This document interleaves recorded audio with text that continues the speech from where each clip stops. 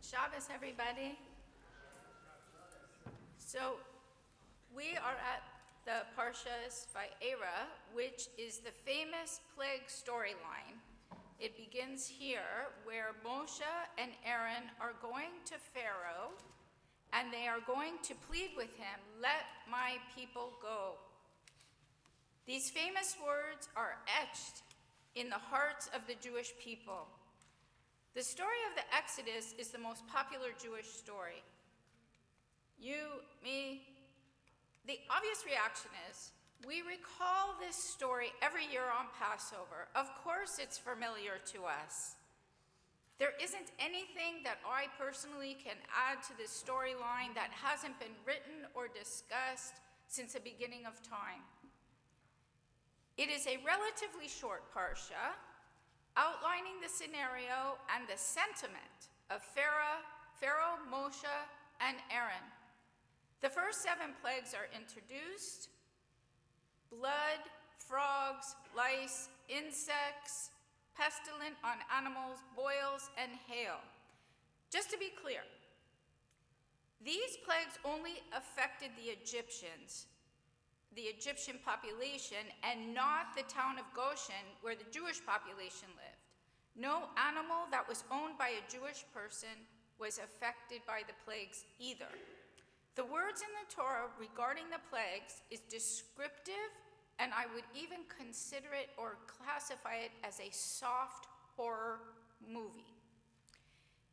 Scientists have tried to prove that these plagues were the acts of nature and had little to do with a godly intervention. Some commentators even discount the whole incident as an exaggeration on the natural, normal, seasonal occurrences. But to the Jewish soul, we understand that proof can never be there, but the message and the lessons are greater than the proof. I'm going to explain by introducing to you to the beginning of this Parsha. God, Moshe, and Aaron become a team. The Jewish people need to understand, according to God, that they are his people. They were the downtrodden, the lowest of society at that point in history, and God is going to be there for them, as he promised our forefathers Abraham, Isaac, and Jacob. God was going to give Moshe godly status in the eyes of Pharaoh, and Aaron was going to be the prophet. Aaron would speak and do, and Moshe would be the director. He would direct.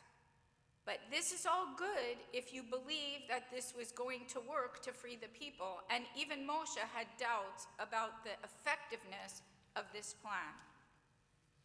Prior to any of the above, God made himself completely understandable to Moshe, not just in speech, but in an all-encompassing character kind of way.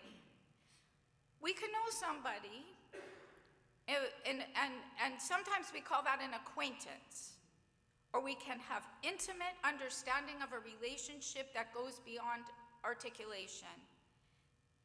The understanding between God and Moshe begins here in this Parsha.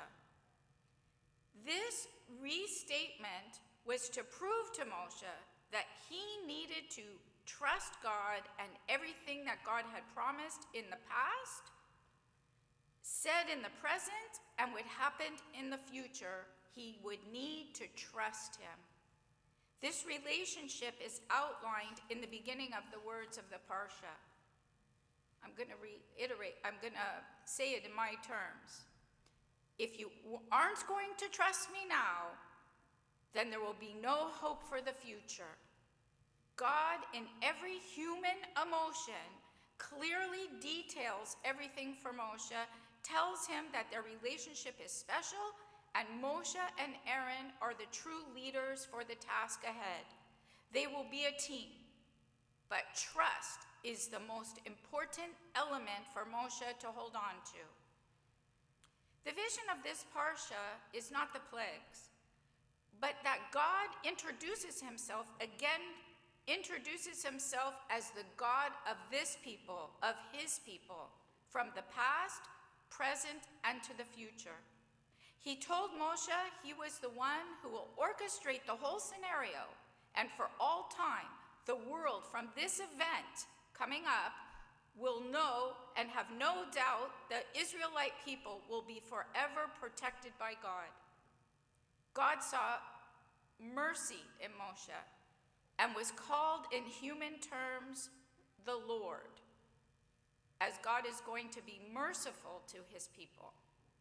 400 years the Jews were enslaved in Egypt. We were broken emotionally and spiritually.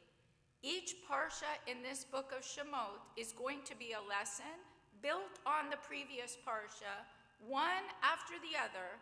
It's going to renew the strength of the people in renewed strength and hope that we will carry and has carried us thousands of years.